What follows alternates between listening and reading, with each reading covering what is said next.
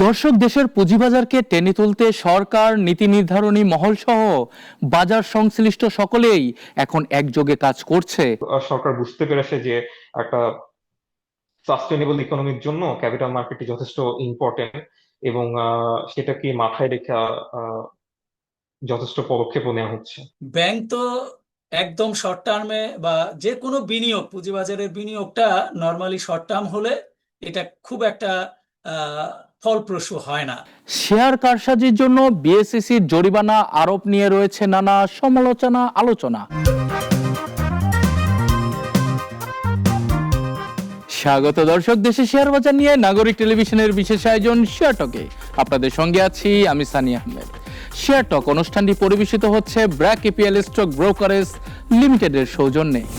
দর্শক, দেশের পুঁজিবাজারকে টেনে তুলতে সরকার, নীতি নির্ধারণী মহল সহ বাজার সংশ্লিষ্ট সকলেই এখন একযোগে কাজ করছে। এতে বাজারে পড়ছে ইতিবাচক প্রভাব, লোকসান কমছে বিনিয়োগকারীদের। গেল সপ্তাহে ঢাকা স্টক এক্সচেঞ্জের সূচক ৭৮.৪২ পয়েন্ট বেড়ে দাঁড়িয়েছে ৪,৮৩৩ পয়েন্ট। লেনদেন ১৮৬ কোটি বেড়ে সর্বমোট টার্নওভার হয়েছে ১,৮১৩ কোটি টাকা। বাজার মূলধন বেড়েছে ১০,৮২২ কোটি টাকা। এদিকে সপ্তাহ জুড়ে ৩৯৩ প্রতিষ্ঠানের মধ্যে দর বৃদ্ধি পেয়েছে ২৬৮টির, কমেছে ৩৬টির এবং অপরিবর্তিত রয়েছে ৮৯টির দর। ডিএসসির পাশাপাশি সুবাতাস বইছে চট্টগ্রাম স্টক এক্সচেঞ্জে। গেল সপ্তাহে সিএসসি সূচক সিএএসপিআই ১২৯ পয়েন্ট বেড়ে দাঁড়িয়েছে ১৩,৪০০ পয়েন্ট। সপ্তাহ জুড়ে লেনদেন হয়েছে ১৭৬ কোটি ৯৪ লাখ টাকা। এছাড়া ৩৩১ প্রতিষ্ঠানের মধ্যে দর বেড়েছে ১৬৮টির, কমেছে ১৩২টির এবং অপরিবর্তিত রয়েছে ৩১টির দর।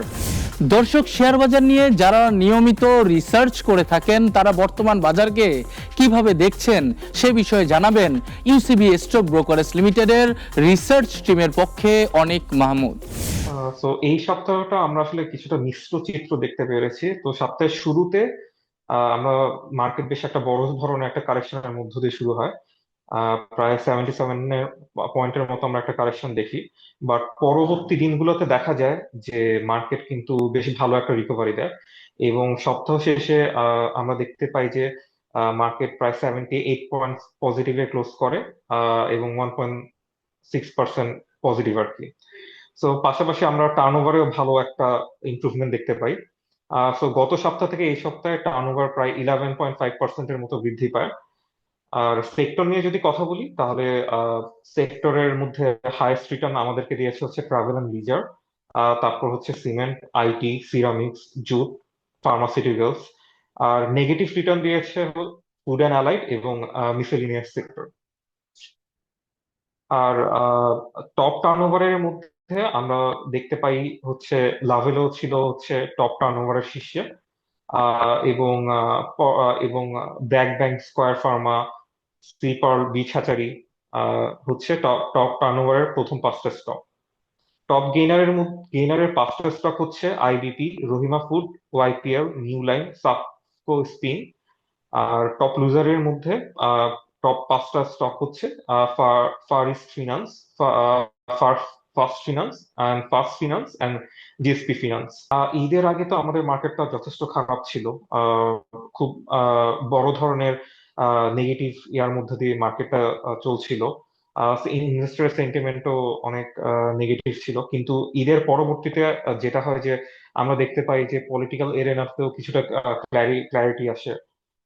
এবং আমরা আরো দেখতে পাই যে ম্যাক্রো কিছু কন্ডিশন আমাদের কিছু পজিটিভ কিছু ডেভেলপমেন্ট হয়।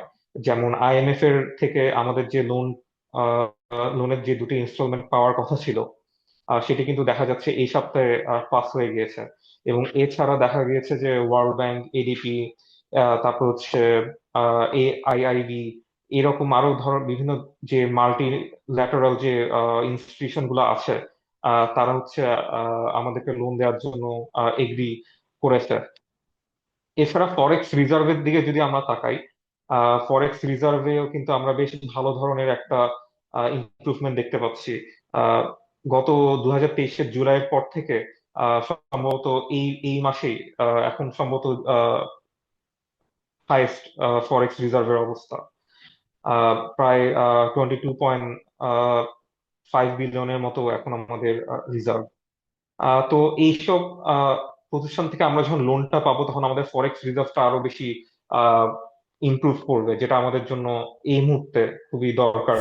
দর্শক, শেয়ার বাজারকে ভালো করতে বাজেটে বেশ কিছু সুবিধা দিয়ে আন্তরিকতার পরিচয় দিয়েছে সরকার। এছাড়া তৈরি হচ্ছে একের পর এক ইতিবাচক পরিস্থিতি। এতে আগামী শেয়ার বাজার নিয়ে আশাবাদী হয়ে উঠছেন বিশ্লেষকরা। যে সরকার হচ্ছে ক্যাপিটাল মার্কেট নিয়ে যথেষ্ট আন্তরিক। ফর এক্সাম্পল, বাজেটেও আমরা দেখেছি যে ক্যাপিটাল মার্কেট এর সহায়তামূলক কিছু সিদ্ধান্ত ছিল, যেটা মার্কেটকে ভালো মতো মার্কেটকে ভালো করার ক্ষেত্রে কাজে দিবে। এবং আমরা দেখেছি যে গত বুধবার ডিবি এর সাথে রেগুলেটরদের একটা মিটিং ছিল, যেখানে খোলাখুলি ভাবে আলোচনা করা হয়েছে যে ক্যাপিটাল মার্কেটের ইমপ্রুভমেন্টের ক্ষেত্রে কি কি পদক্ষেপ নেওয়া যেতে পারে। তো সবকিছু মিলে আমার মনে হচ্ছে যে আহ, সরকার বুঝতে পেরেছে যে একটা সাস্টেনেবল ইকোনমির জন্য ক্যাপিটাল মার্কেটটি যথেষ্ট ইম্পর্টেন্ট, এবং সেটাকে মাথায় রেখে যথেষ্ট পদক্ষেপও নেওয়া হচ্ছে। আপনার কথা বলি, বাংলাদেশের ক্যাপিটাল নক আছে যারা তাদের হিস্টোরিক্যাল পির অনেক নিচে ট্রেড হচ্ছে, হিস্টোরিক্যাল অ্যাভারেজ পির অনেক নিচে ট্রেড হচ্ছে। তো এসব স্টক গুলোর ক্ষেত্রে আমরা একটা বড় ধরনের একটা পজিটিভ মুভমেন্ট দেখতে পাই। এছাড়া আমাদের যেহেতু ম্যাক্রো ইকোনমিও ভালোর দিকে যাচ্ছে, তো দেখা যাচ্ছে যে বিদেশি অনেক ইনভেস্টররা আছে যারা ইন্টারেস্টেড হচ্ছে, এবং অ্যাজ এ ব্রোকার আমরা অনেক বাইরের কিন্তু অনেক কোয়ারিও পাচ্ছি যে তারা বেশ ইন্টারেস্টেড যে মার্কেটের বাংলাদেশের পুঁজিবাজার সম্পর্কে। দর্শক, পুঁজিবাজারে বিনিয়োগের জন্য ব্যাংকগুলোর গঠিত 200 কোটি টাকার বিশেষ তহবিলের মেয়াদ শেষ হচ্ছে 2026 সালের 31 ডিসেম্বর। পুঁজিবাজার স্থিতিশীলতার স্বার্থে এই মেয়াদ আরো বাড়ানোর বিষয়ে সম্প্রতি অর্থ মন্ত্রণালয়ের প্রধান উপদেষ্টার বিশেষ সহকারী ডক্টর আনিসুজ্জামান চৌধুরীর সঙ্গে বৈঠকে বসেছেন বিএসইসি চেয়ারম্যান সহ বিভিন্ন ব্যাংকের প্রতিনিধিরা। এছাড়া নীতিমালা অনুযায়ী মিউচুয়াল ফান্ডে বিনিয়োগের যে শর্ত রয়েছে সেগুলো শিথিল করারও প্রস্তাব দেওয়া হয়েছে বৈঠকে। এই বিষয়টি কিভাবে দেখছে কমিশন, জানবো সংস্থাটির মুখপাত্রের কাছে। তো এইখানে ব্যাংকগুলো যেই 200 কোটি টাকার বিশেষ তহবিলের যে বিনিয়োগের বিষয়ে 26 সালের পরেও মেয়াদ চাচ্ছেন, আরো মেয়াদ বৃদ্ধি চাচ্ছেন, এটা যৌক্তিক। কারণ ব্যাংক তো একদম শর্ট টার্মে বা যে কোনো বিনিয়োগ, পুঁজিবাজারের বিনিয়োগটা নর্মালি শর্ট টার্ম হলে এটা খুব একটা ফলপ্রসূ হয় না, এটা দীর্ঘমেয়াদী হওয়া দরকার। যার কারণে ব্যাংকগুলো আশ্বস্ত হতে চায় যে এটা 26 সাল নয়, আরো 5 বছর বাড়িয়ে আরো একটু বেশি সময় দিলে তারা দীর্ঘমেয়াদে বিনিয়োগের জন্য প্রস্তুতি নিতে পারে। এইটা তারা চেয়েছে। এটা আমরা মনে করি পুঁজিবাজারের জন্য যদি এই ধরনের মেয়াদটা আরো বাড়িয়ে দেওয়া হয়, ব্যাংকগুলো আশ্বস্ত হবে এবং তারা দীর্ঘমেয়াদী পুঁজিবাজারের পজিশনটা নিতে পারবে। আর একটা কথা বলেছেন যে এই যে নীতিমালা, এই 200 কোটি টাকা ব্যাংক কর্তৃক গঠিত যে 200 কোটি টাকার বিশেষ তহবিল, এই নীতিমালায় বিশেষ করে মিউচুয়াল ফান্ডে বিনিয়োগের জন্য বিশেষ কিছু শর্ত রয়েছে। সেই শর্তগুলো যদি শিথিল করে দেওয়া হয় তাহলে তারা মিউচুয়াল ফান্ডে বিনিয়োগ করতে পারে। এটাও আমরা মনে করছি যে পুঁজিবাজারের সবচাইতে যে ব্যালেন্স ইনস্ট্রুমেন্ট সেটা হলো মিউচুয়াল ফান্ড, এবং এটা একটা ইনস্টিটিউশনাল ইনভেস্টমেন্ট ভেহিকল।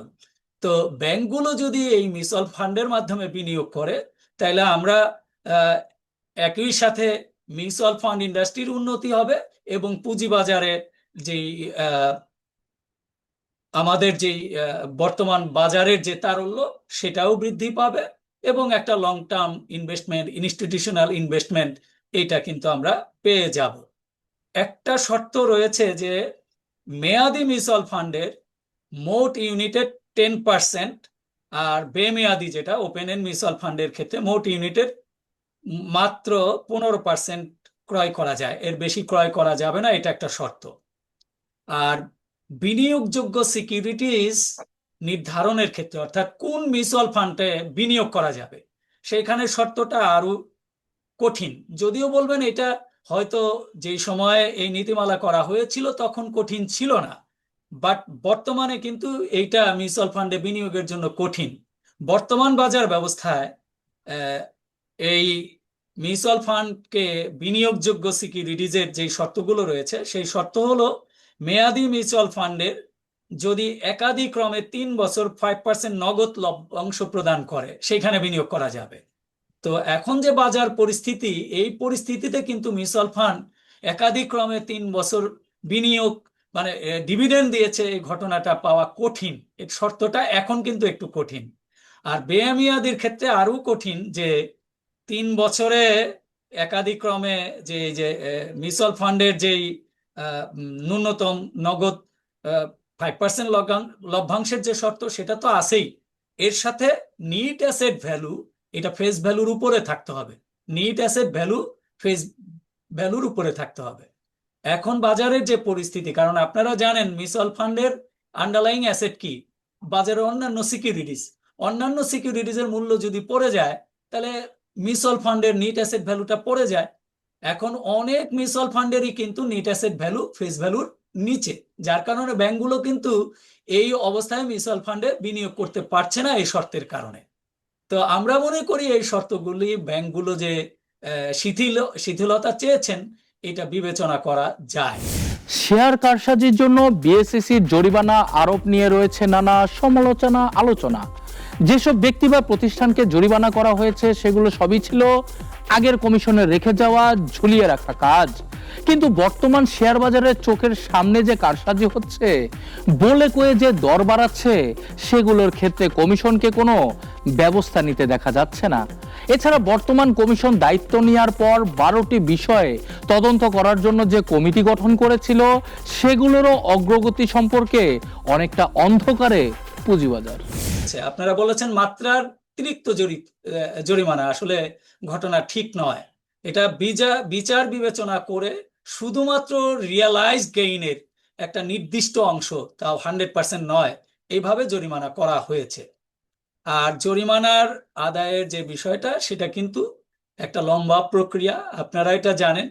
রিভিশনের জন্য 3 মাস, রিভিউয়ের জন্য লাগে আরো 6 মাস, এরপরে কেউ মামলাও করতে পারে, এবং সেইগুলো শেষ হওয়ার পরে কমিশন না আদায় হলে, কেউ যদি না দেয়, তখন সার্টিফিকেট কোর্টে মামলা করে এটা আদায়ের ব্যবস্থা করে, যার কারণে এটা সময় সাপেক্ষ। আর এখন যে প্রশ্নটা করলেন যে কমিশন কি মার্কেট ম্যানিপুলেশন নিয়ে কোনো কাজ করছে না, করছে। বিসেকের সার্ভিল্যান্স টিম নিয়মিতভাবে মার্কেটকে আপনার সার্ভিল্যান্স করে যাচ্ছে। এইখানে কোনো ম্যানিপুলেশন হচ্ছে কিনা সেটা কমিশন নিয়মিতভাবে দেখে যাচ্ছে। আপনারা জানেন এই কমিশন আসার পরে মার্কেট ম্যানিপুলেশন বা যারা ম্যানিপুলেশন করে, তারা কিন্তু এই যে জরিমানা বা ইত্যাদির ভয়ে তারা কিন্তু এই ম্যানিপুলেশনে এখনো যুক্ত হয় নাই, কারণ কমিশন এটা শক্তভাবেই দেখছে, এটা নিয়মিতভাবে এই মার্কেট সার্ভিল্যান্স করে যাচ্ছে। শুধু যাচ্ছে না, এগুলো ইনকোয়ারি করছে। আপনাদেরকে আমরা একটা তথ্য দিতে চাই যে হোয়াটসঅ্যাপ গ্রুপের মাধ্যমে এই সময়েও কিছু মার্কেট ম্যানিপুলেশনের একটা গ্রুপ কাজ করছিল। সেই ক্ষেত্রেও কমিশন 3টা ইনকোয়ারি অলরেডি করে ফেলেছে, এবং সেইগুলো এনফোর্সমেন্ট অ্যাকশনের মধ্যে রয়েছে। আপনারা জানেন যে এনফোর্সমেন্ট অ্যাকশনে যদি আমরা যাইতে চাই, তাহলে আগে যেগুলো আছে সেগুলো কিন্তু করতে হবে। এরপরে আরেকটা তথ্য আপনাকে দিতে চাই যে Bangladesh securities and exchange commission বর্তমান কমিশন যোগদানের পরেই একটা পুঁজিবাজার তদন্ত কমিটি করেছে। সেই কমিটি 12টা বিষয়ে 12টা তদন্ত রিপোর্ট কমিশনের কাছে জমা দিয়েছে। সেটাও কিন্তু অগ্রাধিকার ভিত্তিতে, যেহেতু এটা এসিসির গঠিত, একদম সবার যেই চাওয়া যেটা, সেই বিষয়ে যে তদন্ত হয়েছে, সেই তদন্ত রিপোর্টের ভিত্তিতেও কিন্তু তাকে এনফোর্সমেন্ট অ্যাকশনগুলো অগ্রাধিকার ভিত্তিতে করতে হচ্ছে, সেটাও চলমান রয়েছে। এছাড়া মার্কেট, এই যে ইদানিং যে মার্কেট ফল করলো এবং কিছুটা কমে গিয়েছিল, এই সংক্রান্ত বিষয়েও কিন্তু এসিসি 2টা ইনকোয়ারি করেছে, এবং সেইগুলোও কিন্তু এনফোর্সমেন্ট প্রক্রিয়ার মধ্যে রয়েছে। এছাড়াও মার্কেট সার্ভিল্যান্সের মাধ্যমে যেই ছোটখাটো অনিয়মগুলো পাওয়া গিয়েছে, সেগুলো তদন্তাধীন রয়েছে। কাজেই এসইসি বসে নাই, এইটা আপনারা দেখতে পারবেন। কারণ এসইসি কিন্তু গুরুত্ব বিবেচনায় কাজগুলো করে যাচ্ছে। তারপরেও যে কাজগুলো পেন্ডিং গুলোও কিন্তু খুব দ্রুততার সাথে কমিশন করে যাচ্ছে। দর্শক, এবার বিনিয়োগ শিক্ষা পর্ব। মনে রাখবেন, কেনার সময়ে লাভের বিষয়টি নিশ্চিত করতে হয়, বিক্রির সময় নয়। ভালো দামে শেয়ার কিনতে পারলে ভালো লাভেরও সম্ভাবনা বেশি। কেনার সময় দাম যদি বেশি পড়ে যায় তাহলে লাভের সম্ভাবনাও কমে আসবে। কিভাবে ভালো শেয়ার বাছাই করবেন তার কিছু পরামর্শ দিয়েছেন বিশ্লেষকরা। একটি কোম্পানির শেয়ার তার আয়ের কত গুণ দামে বিক্রি হচ্ছে তার একটি পরিমাপ হচ্ছে মূল্য আয় অনুপাত বা পিই রেশিও। এই রেশিও যত কম, বিনিয়োগের ঝুঁকিও ততই কম। তবে এটি 20-এর নিচে থাকা ভালো বলে মনে করেন বিশ্লেষকরা। শেয়ার প্রতি আয় বা ইপিএস দেখুন, এটা যত বেশি হবে ততই ভালো। ইপিএস বেশি হলে বেশি লভ্যাংশ দেওয়ার সুযোগ থাকে, ইপিএস কম হলে লভ্যাংশের সক্ষমতাও কম হয়। সামনে অবশ্য জুন ক্লোজিং কোম্পানিগুলো কেমন ডিভিডেন্ড দিতে পারে তা জানতে কোম্পানির সর্বশেষ 3 প্রান্তিকের ইপিএস দেখুন। শেয়ার প্রতি সম্পদ বা নেট অ্যাসেট ভ্যালু এনএভি দেখুন, এর সাথে বাজার মূল্যের একটা সামঞ্জস্য থাকা উচিত। মোট শেয়ারের সংখ্যা দেখুন, আর দেখুন তার কতটুকু ফ্লোটিং। চাহিদা যোগানের সূত্র অনুসারে শেয়ারের সংখ্যা কম হলে তার মূল্য বাড়ার সম্ভাবনা বেশি থাকে। অন্যদিকে শেয়ার সংখ্যা বেশি হলে বাজারে তা অনেক বেশি সহজলভ্য হয়। ডিভিডেন্ড ইল্ড, একজন বিনিয়োগকারী যে দামে শেয়ার কিনেন না কেন তিনি প্রতি শেয়ারের জন্য ডিভিডেন্ড পাবেন ফেস ভ্যালু 10 টাকা অনুযায়ী। তাই প্রকৃত লভ্যাংশ আয় বা ডিভিডেন্ড ইল্ড বের করতে হয় শেয়ার প্রতি ডিভিডেন্ডকে বাজার মূল্যে ভাগ করে 100 দিয়ে গুণ করে যা বের হয় তাই হচ্ছে ডিভিডেন্ড ইল্ড। এই ইল্ড যত বেশি হবে বিনিয়োগকারীর প্রাপ্তিও ততই বাড়বে। গত 3-4 বছরের ট্র্যাক রেকর্ড দেখুন, কি পরিমাণ ডিভিডেন্ড দেয় তা দেখুন। বার্ষিক গড় মূল্য পর্যালোচনা করুন, চেষ্টা করুন এই মূল্যের কাছাকাছি দামে শেয়ার কেনার। দর্শক, এবারে আন্তর্জাতিক শেয়ার বাজার। ডোনাল্ড ট্রাম্প যুক্তরাষ্ট্রের প্রেসিডেন্ট হওয়ার পর থেকে শুল্ক বৃদ্ধি ইস্যু, এক দেশ আরেক দেশের সঙ্গে যুদ্ধে জড়িয়ে পড়া ইত্যাদি কারণে সারা বিশ্ব আতঙ্কিত হওয়ায় শেয়ার বাজারগুলোতেও নেমেছিল ধস। পরবর্তীতে শুল্ক বৃদ্ধি স্থগিত ও যুদ্ধ বিরতিতে এখন অনেকটা শান্তিতে রয়েছে বিশ্ব শেয়ার বাজার। মাঝখানে বিশ্ব মোড়লদের অতিরিক্ত পাণ্ডিত্যে পুঁজি হারিয়েছেন বিনিয়োগকারীরা। অবশ্য বর্তমান ইতিবাচক পরিস্থিতিতে পতন থেকে বেরিয়ে চাঙ্গাভাবে রয়েছে যুক্তরাষ্ট্রের বেশিরভাগ পুঁজিবাজার। দেশটির ডাউ জোন্সের সূচক 2.80% বেড়ে দাঁড়িয়েছে 43,387 পয়েন্ট। এছাড়া এসএনপি ইন্ডেক্স 2.90% বেড়ে দাঁড়িয়েছে 6,141 পয়েন্ট। কিছুটা মিশ্র প্রতিক্রিয়ায় রয়েছে ইউরোপের বেশিরভাগ শেয়ার বাজার। গেল 5 দিনে যুক্তরাজ্যের FTSE 100 ইন্ডেক্স 0.67% কমে দাঁড়িয়েছে 8,736 পয়েন্ট। এছাড়া জার্মানির ডেক্স ইন্ডেক্স 2.57% বেড়ে দাঁড়িয়েছে 23,649 পয়েন্ট।